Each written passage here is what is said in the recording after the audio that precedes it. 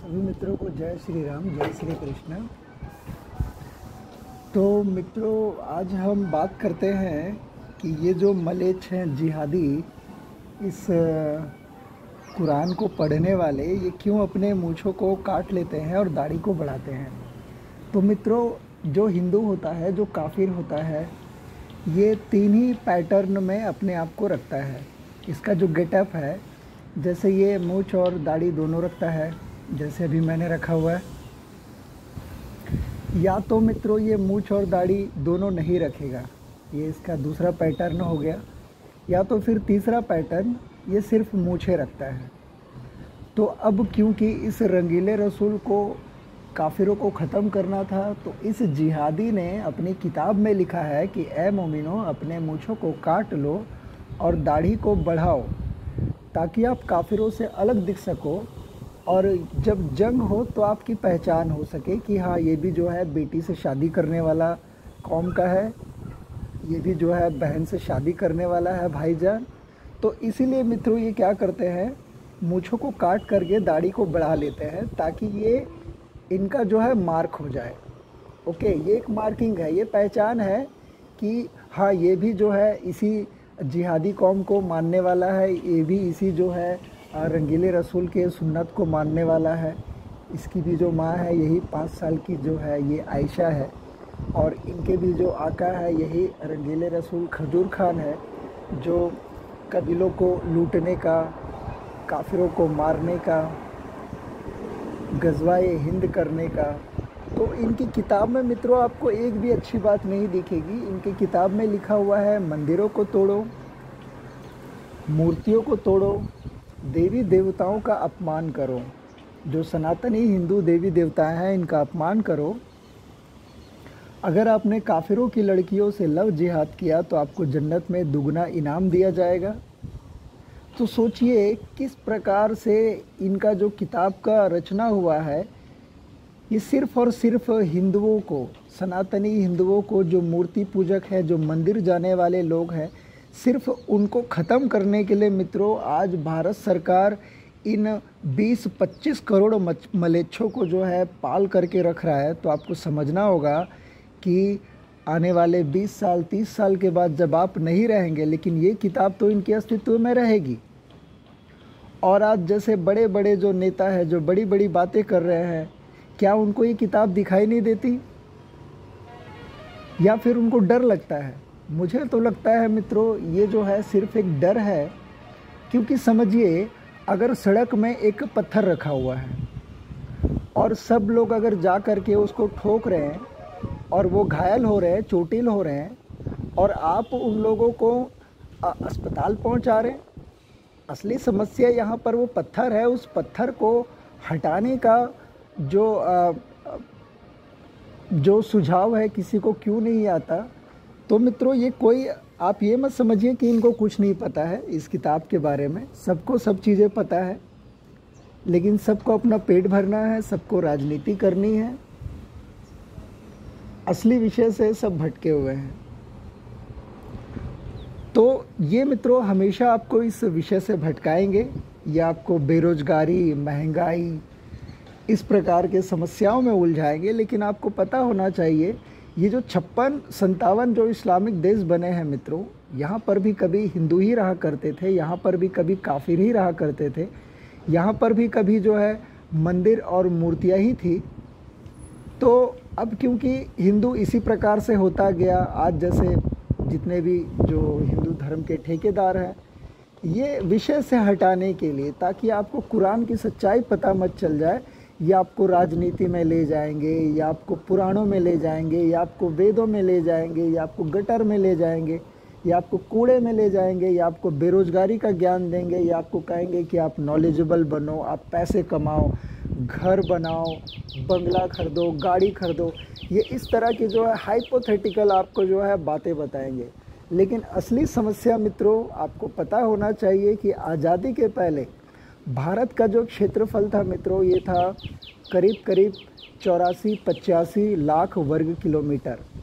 और आज इस मादरचोद गांधी के कारण, इस नीच टकले गांधी के कारण, इस इंदिरा गांधी के कारण, ये जो नशेड़ी थी, जिसको रविंद्रनाथ टैगोर जी ने अपने विश्वविद्यालय से निकाल दिया था, ये जो शराब पीती थी, ये जो फिरोज खान इसको शराब ला करके देता था, ये इंदिरा गांधी के कारण, इस नेहरू के कारण, ये जो नेहरू था, ये जो लॉर्ड माउंट बेटन की बीवी को जो है ये मिलने के लिए जाता था ब्रिटेन में, एलिजाबेथ। तो आप सोचिए कि ये किस प्रकार के जो है नीच लोग थे, और इनका साथ देने वाला था मित्रों वही अंबेडकर, यही मादरचोद, महामादरचोद अंबेडकर, जो हिंदू देवी देवताओं का अपमान करता है, जो 22 प्रतिज्ञाएं खाता है मित्रों।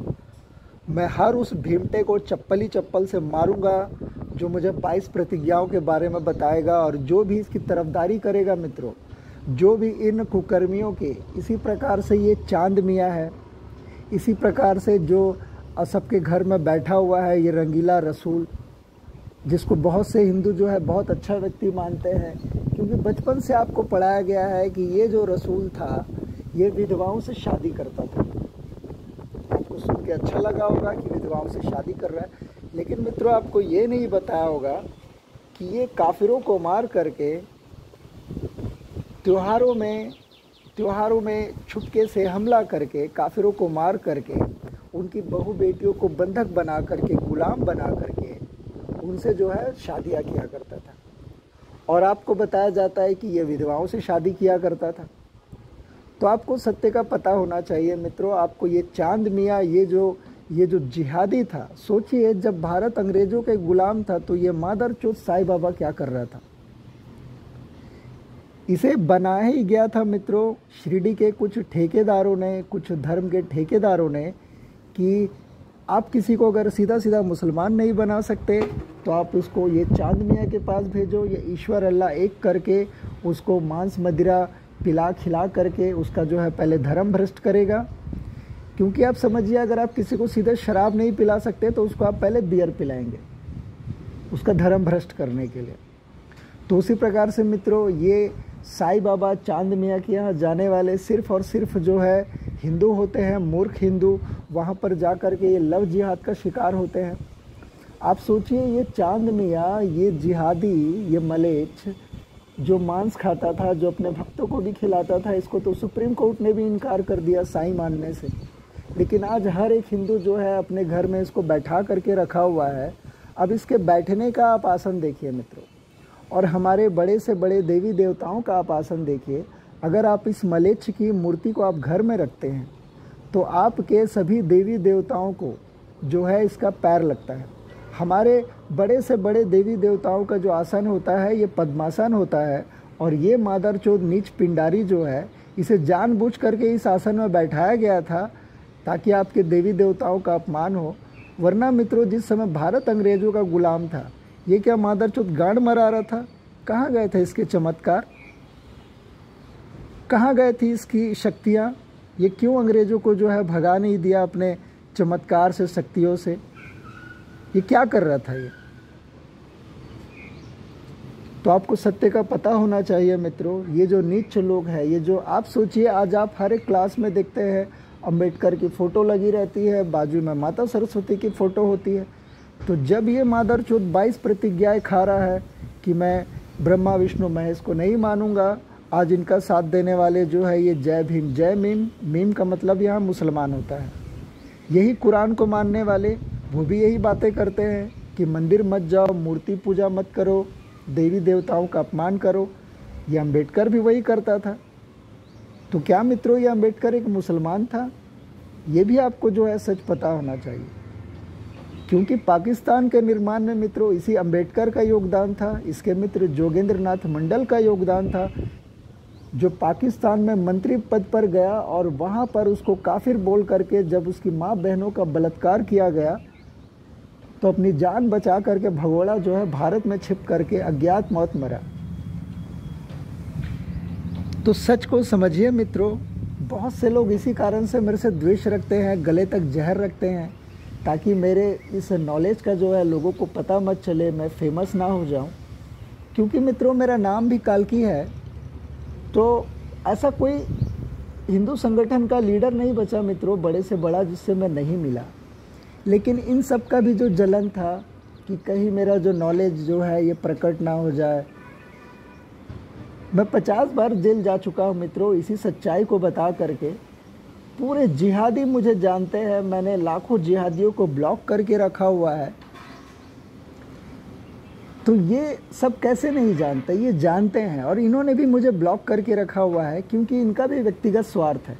आप समझिए, सबका पेट भरा हुआ है, जज का पेट भरा हुआ है, पुलिस का पेट भरा हुआ है, वकील का पेट भरा हुआ है, बाबू का पेट भरा हुआ है, गवर्नर का पेट भरा हुआ है, कलेक्टर का पेट भरा हुआ है, मिनिस्टर का पेट भरा हुआ है, हर उस सरकारी कर्मचारी का पेट भरा हुआ है जिसको हर महीने जो है जिसके अकाउंट में पैसे पहुंच जाते हैं।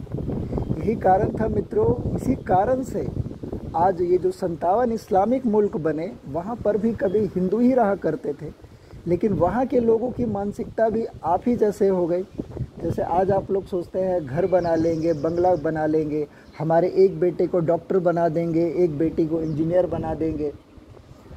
तो मित्रों, ये जिहादी मलेच ऐसा कुछ भी नहीं सोचते। इनको 3 तलाक चाहिए, 4 शादियां करनी है, 10-20 बच्चे पैदा करने हैं, उनको पंचर में भेजना है, उनको कबाड़ी में भेजना है, उनसे चिकन मटन का शॉप ओपन करवा करके पूरे अधार्मिक कृत्य करने हैं।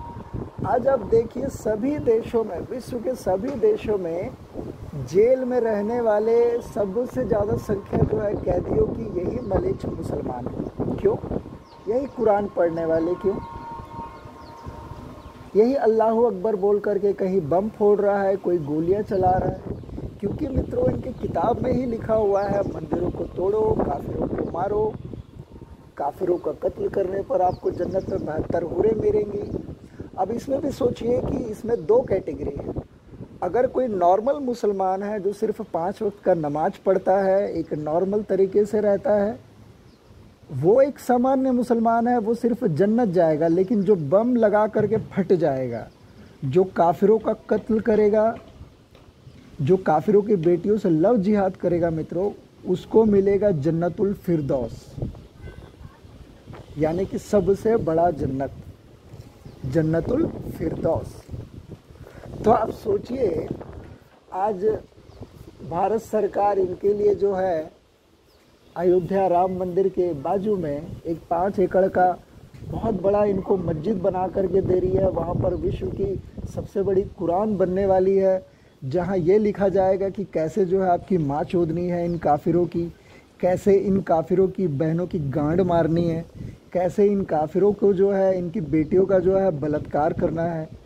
वहाँ पर आप यही सब लिखवाने के लिए मित्रों आप पैसा कमा रहे हैं, आप टैक्स के पैसों से जो है इन मदरसे छाप पिल्लों को पाल रहे हैं। आप सोचते हैं कि ये सरकार जो है जगह जगह पर ये गार्डन पार्क क्यों बनाती है मित्रों? क्योंकि ये गौचर भूमि होती है, ठीक है। अब जब गाय को चारा नहीं मिलता है मित्रों, तो वो बीमार पड़ जाती है, और इनको ये बीमारी का नाम बोल करके ये इनको गौठानों में ले जाते हैं और वहाँ ये मर जाती है। क्योंकि गौठानों में मित्रों पानी तक नहीं है, आप चारे की बात ही छोड़ दीजिए। तो ये जो चारा चोर सरकार है मित्रों, जो सिर्फ गाय का मांस बेचने का काम कर रही है, और यही कारण है कि आज भारत,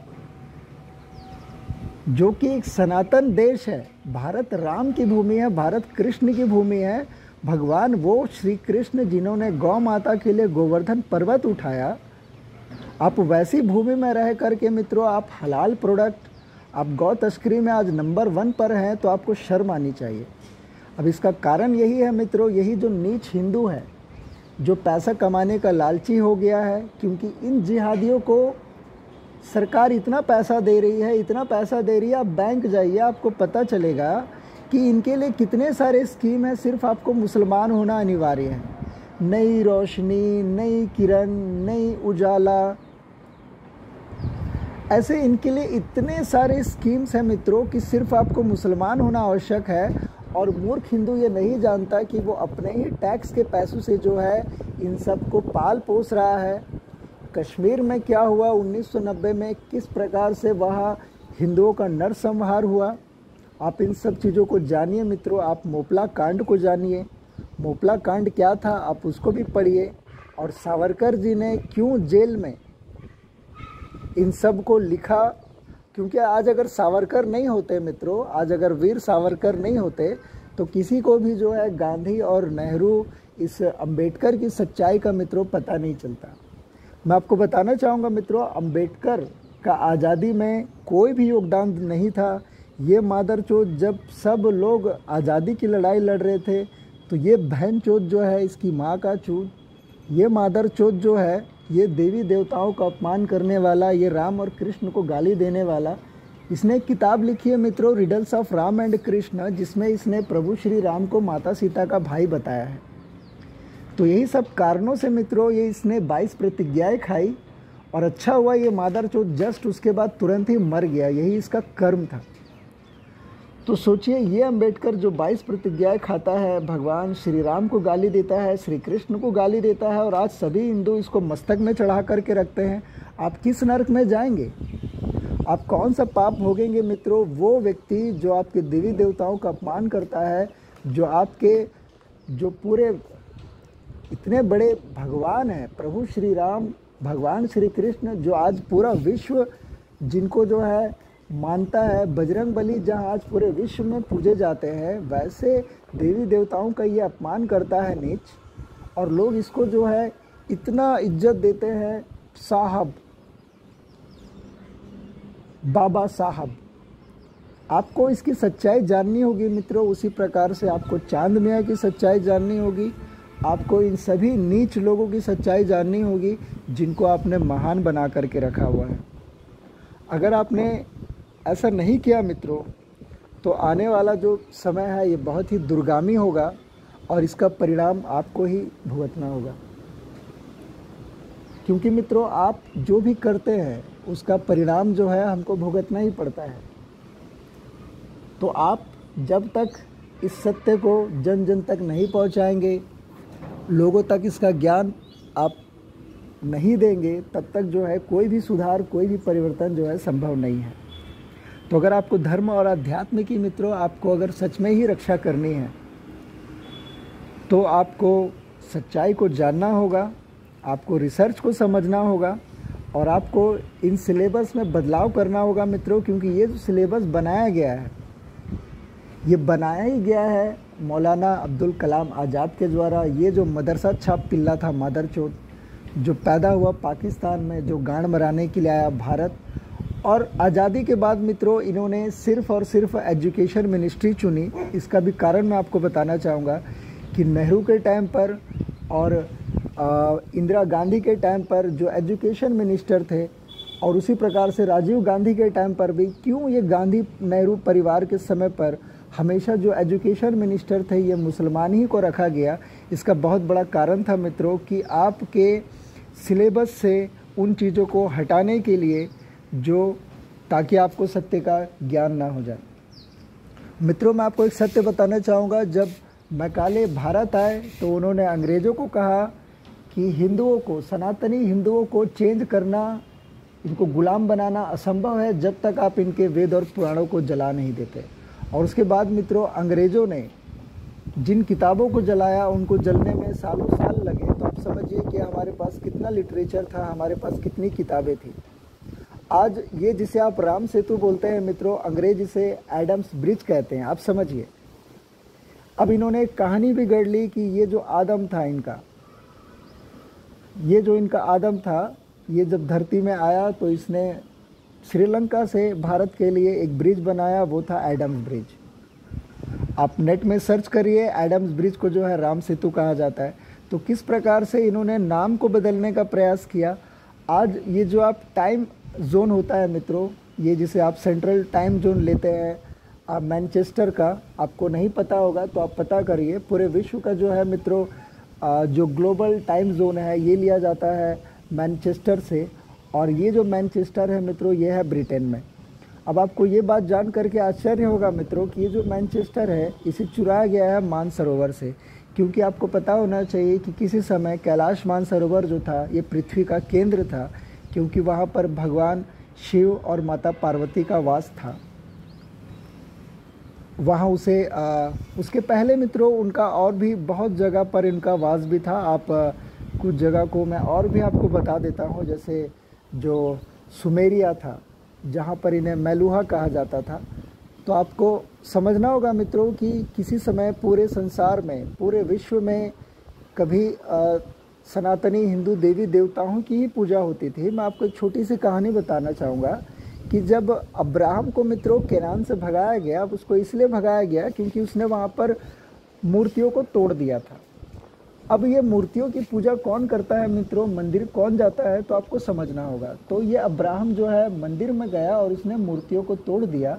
अब अब्राहम के जो पिता थे, जिनका नाम था तेरा, ये जो व्यक्ति थे मित्रों, ये मूर्तियों को बनाने का काम करते थे। इनकी एक शॉप थी, वहाँ पर ये मूर्तियों को बेचा भी करते थे। तो ये अब्राहम को इसीलिए इस मूर्ति पूजा से विरोध होने लगा और इसने मंदिरों में जा कर के मूर्तियों को तोड़ने लगा और ये झूठ भी बोलने लगा कि मैंने नहीं तोड़ी। ये इतना डरपोक व्यक्ति था मित्रों। जब एक राजा था अबीमेलेक, वो जब इस अब्राहम के पास आया तो इसने अपनी पत्नी, जो कि इसने अपनी पत्नी को ही मित्रों इसने अपनी बहन बता दिया ताकि वो राजा जो है इसको मार ना सके। और इस अब्राहम की तुलना हम करते हैं मित्रों प्रभु श्री राम से, उस प्रभु श्री राम से जिसने माता सीता को लाने के लिए दशानन, जो इस पूरे तीनों लोकों का स्वामी था, उसको जिसने हराया, उसकी पूरी सेना को हराया, जिसने मेघनाथ, कुंभकर्ण, इतने बड़े बड़े जो योद्धा थे उनको हराया, उसकी आप कैसे जो है सभी धर्मों को आप समान मान सकते हैं? तो ये आपके ज्ञान में कमी है मित्रों। तो कृपया आप सिलेबस में बदलाव करिए और एक नए ज्ञान के साथ मित्रों हम एक नए युग में बहुत जल्द जो है जाएंगे, जहाँ शांति होगी, जहाँ जो है धर्म होगा, अध्यात्म होगा, जहाँ सभी जो है सुखी से, शांति से जीवन यापन करेंगे, जहाँ आपको धर्म का भी ज्ञान होगा और अधर्म का भी ज्ञान होगा, और इन मलेच्छ जिहादियों का क्या करना है आपको इसका भी वहाँ पर ज्ञान होगा। धन्यवाद।